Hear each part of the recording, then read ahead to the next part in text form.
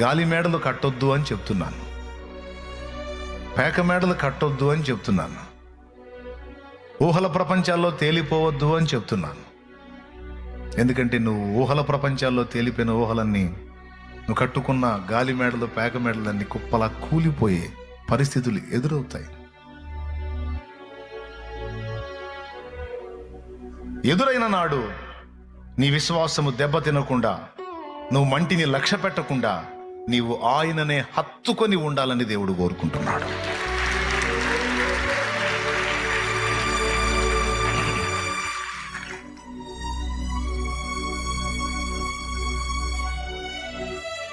ఆ తర్వాత ఆయన ద్వారా చాలా కమ్మని పాటలు ఇచ్చాడు క్రైస్తవ లోకానికి దేవుడు.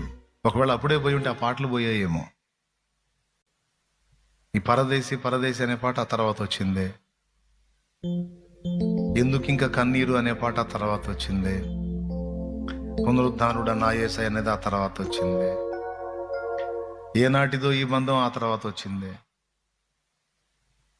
ప్రియుడా యేసయ్య అనేది ఆ తర్వాత వచ్చింది. ప్రియుడా యేసయ్య, ఈ ఆణిముత్యాలన్నీ ఏమైపోయాయి మనిషి పోతే? భార్య పోయింది, భార్యను హత్తుకున్నాడు, భార్య పోయింది, ఇంకేం చేయాలి? నా గతి ఏంటంటే దేవుడు చూశాడు, నీకెవరూ శాశ్వతం కాదురా, నేను